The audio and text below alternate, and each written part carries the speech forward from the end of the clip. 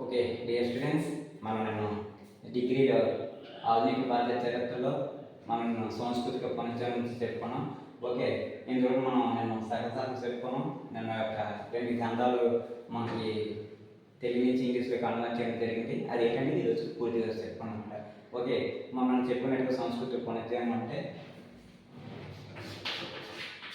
సాంస్కృతిక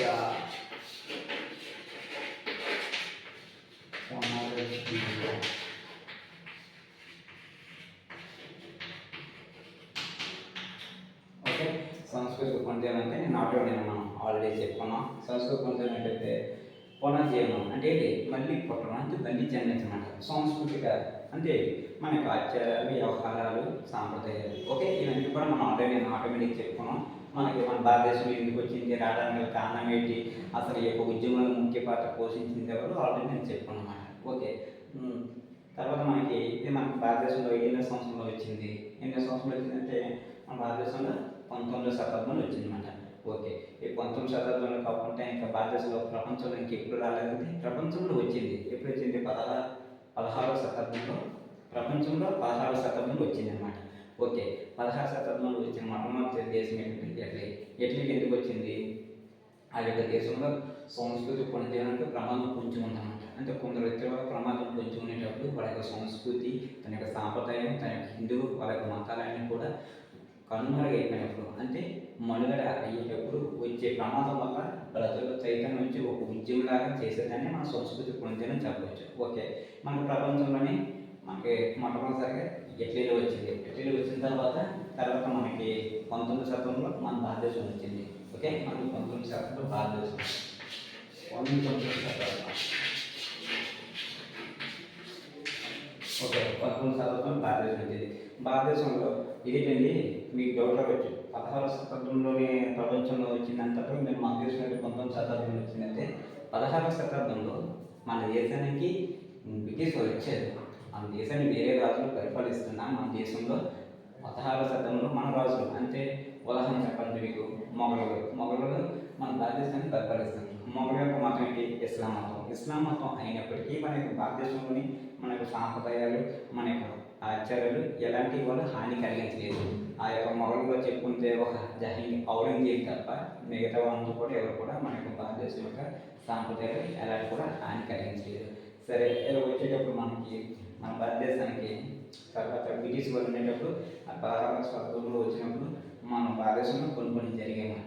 16వ సంవత్సరంలోనే వాళ్ళు బ్రిటిష్ వారు మన భారతదేశానికి వచ్చేటప్పుడు నెక్స్ట్ ఏం చెప్పాలంటే ప్లాసీ యుద్ధం, 1757 సంవత్సరంలో బాక్సర్ యుద్ధం, 1764 సంవత్సరంలో నెక్స్ట్ సెకాయి తిరుగుబాటు, 1856 సంవత్సరంలో, ఇవన్నీ 1857 సంవత్సరం ఇవన్నీ కూడా మన భారతదేశంలో బ్రిటిష్ వారు ఉండేటప్పుడు వచ్చాయి. కానీ వచ్చినా కూడా మన యొక్క హిందూ మతాన్ని, మన యొక్క ఆచారాలు, మన సాహిత్యం, మన యొక్క భాష మనకు కట్టుబడికి వాళ్ళు ఎలాంటి హాని కలిగించలేదు.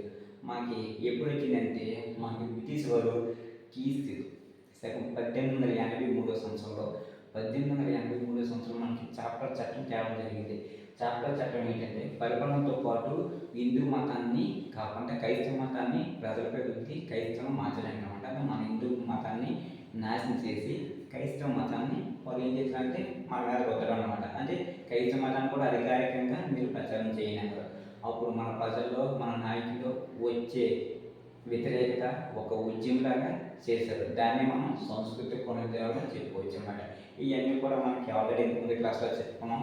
తర్వాత ఆధునిక విద్య పెట్టారు బ్రిటిష్ వాళ్ళు. ఆధునిక విద్య వాళ్ళు ఏంటంటే భారతదేశం వాళ్ళు ఏంటంటే మన భారతదేశం వాళ్ళు పరిపాలిస్తేటప్పుడు గుమ్మస్తకంగా ఉంటే లండన్ నుంచి తీసుకురావాలంటే డబ్బుతో కూడుకుని పని.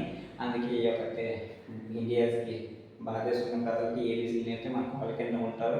అందుకోసం ఆంగ్ల విద్య పెట్టారు. ఆంగ్ల విద్య వల్ల మన యొక్క భారతదేశంలో చాలామంది ఒక మేధావులు తయారు చేసింది. వాళ్ళు ఏం చేశారంటే ఇంగ్లీష్ నేర్చుకొని మిగతా దేశాల్లో జరుగుతున్నామంటే, అంటే ఉదాహరణ చెప్పాలంటే మనకి మిగతా దేశంలో అంటే నెక్స్ట్ ఇంగ్లాండ్ ఫ్రెంచ్ విప్లవం, ఫ్రాన్స్ విప్లవం, ఇవన్నీ కూడా వాళ్ళ దేశాల్లో జరుగుతున్న ఇలాంటి సాంఘిక సాంస్కృతిక పునర్జీవనం గురించి ఉద్యమాలు ప్రజలు ఏ విధంగా చైతన్యం వచ్చింది, ఏ విధంగా పోరాటం చేశారు, వాళ్ళ నడవడిక అన్నీ కూడా గమనించనమాట. ఇలాగా బ్రిటిష్ వాళ్ళు అనుకున్నది ఒకటి, మన భారతదేశంలో అయింది ఇంకోటి అనమాట. 21 ఆ టైంలో మనకి వాళ్ళ ఆంగ్ల విద్య మనకి దేశానికి ప్రవేశపెట్టడంలో చాలా మంచి పని చేశారు బ్రిటిష్ వాళ్ళు. నెక్స్ట్ ఇంకేంద్రయ్య అంటే ఇక్కడ అసలైన విషయం చెప్పాల్సింది ఏంటంటే మన యొక్క భారతదేశానికి మంచి చేసింది బ్రిటిష్ వాళ్ళు. ఎందుక నేను చెప్తాను చూడండి. ఇప్పుడు మనకి 1784 సంవత్సరంలో, ఓకే, 1784 సంవత్సరం 1784 సంవత్సరం విలియం జోన్స్, ఓకే, ఎవరు? William Jones.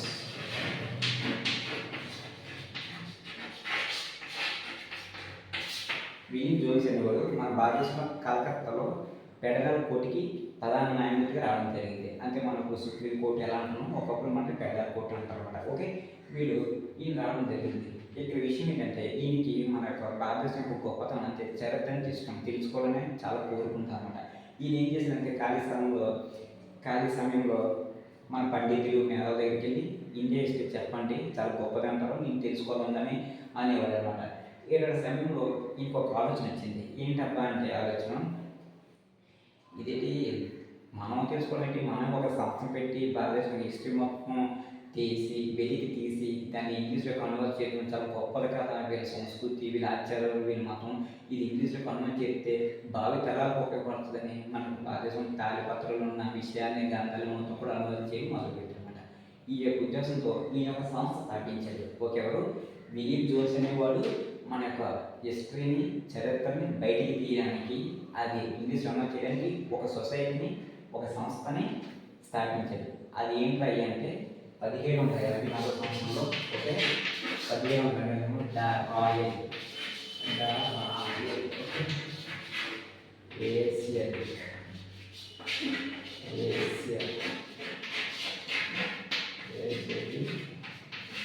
సొసైటీ,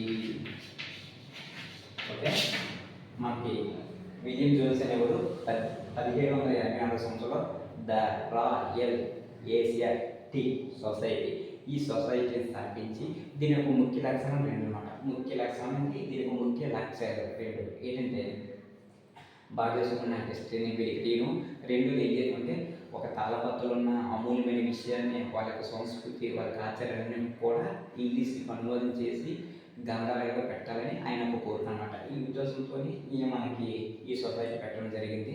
తర్వాత మనం మొట్టమొదటిసారిగా మన యొక్క తెలుగు యొక్క గ్రంథాన్ని, ఓకే, మన యొక్క తెలుగు యొక్క గ్రంథాన్ని ఎవరు ఒక గ్రంథాన్ని ఈయన ఇంగ్లీష్లో అనువాదం చేశారు. మన యొక్క గ్రంథాన్ని అది ఏంటంటే ఫస్ట్ ఆఫ్ ఆల్ ఒకటి అభిజ్ఞాన శాకుంతలం, ఓకే,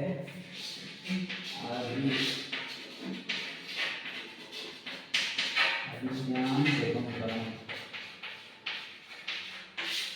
ఇక్కడ స్టూడెంట్స్ మనం ఒకటి గమనించాలి, ఇదంటే కూడా ఇంగ్లీష్ అనే వ్యక్తి, ఇంగ్లీష్ యొక్క విలియం జోన్స్ అనేవాడు మన యొక్క తెలుగు మీద, మన తెలుగు చరిత్ర మీద, తెలుగు గ్రంథం మీద ఇంట్రెస్ట్, అంటే ఆయనకు ఒక పూర్తిగా ఇష్టంతో ఇదంతా చేస్తానన్నమాట. తర్వాత మన తెలుగు గ్రంథంలో అభిజ్ఞాన శాకుంతలం. అభిజ్ఞాన శాకుంతలం అంటే మనకు తెలిసిందే ఏంటంటే మన మహాకవి కాళిదాసు గారు, ఓకే, రచించారు. ఆయన గుప్తుల కాలంలో రాశారు. ఆయన ఏంటంటే గుప్తుల కాలం 2వ చంద్రగుప్త కాలంలో ఆయన రాజు దగ్గర ఉండేవారు అనమాట. ఆయన అయితే దాని దగ్గర నవరత్నాల్లో ఈ యొక్క మనకి కాళిదాసు అనేవాడు ప్రధానమైన వ్యక్తి, ఓకే, ముఖ్యమైన వ్యక్తి. ఆ వ్యక్తి దాన్ని సంస్కృతిలో రాశారు. ఏంటి? ఆ విజ్ఞాన శాకుంతలం సంస్కృతిలో రాస్తే దాన్ని ఇంగ్లీష్లోకి అనువాదం చేశారు విలియం జోన్స్. అసలు ఇంత ఇది అనువాదం చేయాల్సిన విషయం ఏంటంటే ఇందులో ఉన్న కథ ఏంటి, ఏదో ఉన్న విషయం ఏంటంటే మనం చెప్పుకోవాల్సింది ఏంటంటే ఇది ఒక చెప్పాలంటే దుష్యంతుడు ఒక రాజు ఉంటాడు. దుష్యంతుడు రాజు తను వేట కోసం అడవికి వెళ్తాడు అనమాట. వేట కోసం అడవికి వెళ్తాడు. అడవికి వెళ్ళేటప్పుడు ఒక అందమైన శకుంతలని అమ్మాయిని చూస్తారు, రాణిని చూస్తారు. చూసి మనసు పారేసుకుని ఇష్టపడిన తర్వాత తనతో నేను పెళ్లి చేసుకుంటానని చెప్పి తనతో ఏం చేస్తానంటే రాజుకున్న ఉంగరం తను ఏనికి పెట్టి నేను గాంధారి వివాహం చేసుకుంటాను, నేను వేటకు వెళ్ళి వచ్చిన వెంటనే నేను మ్యారేజ్ చేసుకుంటాను, వివాహం చేసుకుంటాను చెప్పేసి వెళ్ళిపోతాడు. వెళ్ళిపోయిన తర్వాత కొన్ని సంవత్సరాలు అవుతుంది. కొన్ని సంవత్సరాలను కూడా ఈ యొక్క దుష్యంతుడు వాడు రాడనమాట. రాడు ఎందుకంటే దుష్యంతుడు కొంచెం మధ్యమర్పం ఉంటుంది, గతం మొత్తం మర్చిపోతాడు అనమాట.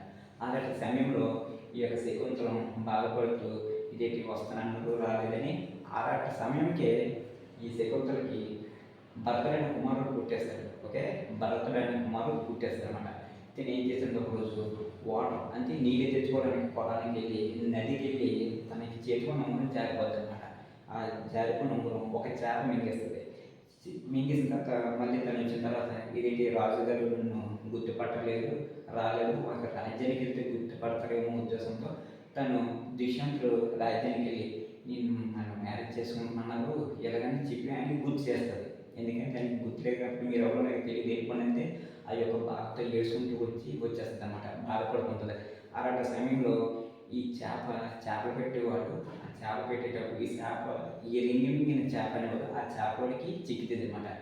ఆ చేపలు దుష్యంతుడు రాజ్యానికి పట్టుకెళ్తాడు, రాజుగారికి చేపలు కూడా చేయడానికి అనమాట ఇవ్వడానికి. ఆ చేపలు చేసేటప్పుడు కడుపులో ఈ ఉంగరం చూసి రాజుగారు ఈ ఉంగరం చేపలు ఉందని చూపిస్తుంది. చూపించిన తర్వాత అప్పుడు గుర్తుకొస్తుంది, నేను తనకి మాట ఇచ్చాను, తనకి గాంధర్వం చేసుకుంటాను అని రోజున గుర్తుకొచ్చి అప్పుడు దుష్యంతుడైన రాజు శకుంతల అక్కడికి వెళ్ళి ఆమెను గాంధర్వం చేసుకుని వాళ్ళ కొడుకు భారతులని మనోడు ఏం చేస్తుంది పట్టాభిషేకం చేస్తుంది అనమాట. ఓకే, తన రాణి కింద స్వీకరిస్తాడు. ఇదనమాట ఈ యొక్క కథ. అంటే ఈ యొక్క కథని మనకి విలియం జోన్స్ అనేవాడు ఇంగ్లీష్లో అనువాదం చేసిన తర్వాత మన యొక్క భారతదేశం యొక్క గొప్పతనం ఆటోమేటిక్గా చిత్తసరి విజయం ప్రపంచానికి చాలా తెలియజేశారనమాట. ఈ యొక్క సమయంలో మన యొక్క మహాకాళిదాస్కి ఇండియా షేక్స్పియర్ అని బిరుదు ఇచ్చారనమాట. ఈ యొక్క మంచి ప్రేమ కథ రాశారు కాబట్టి ఇలాగ మన యొక్క భారతదేశం యొక్క గొప్పతనాన్ని ఇలాగ ప్రపంచానికి తెలియజేసింది ఎవరు? విలియం జోన్స్ అనేవాడు ఎవరు? బ్రిటిష్ వారికి సంబంధించిన ఈయన కలకత్తా ఫెడరల్ కోర్టుకి ప్రధాన న్యాయమూర్తిగా 1784 సంవత్సరంలో మన భారతదేశానికి వచ్చారనమాట. ఈ భారతదేశానికి వచ్చిన తర్వాత మనడు ద రాయల్ అనే సొసైటీ ద రాయల్ ఏసియాటికల్ సొసైటీ పెట్టి మన యొక్క తెలుగులో ఉన్న గ్రంథాలన్నీ కూడా ఈ వెతికి తీసి చరిత్ర వెతికి ఇంగ్లీష్లో కనుమతి చేసేవాడు అనమాట. ఓకే, ఇంకొక బిట్ ఇంపార్టెంట్ ఏంటంటే ఇక్కడ ఈ యొక్క సమయంలో బెంగాల్ యొక్క గవర్నర్ ఎవరో అడుగుతారనమాట.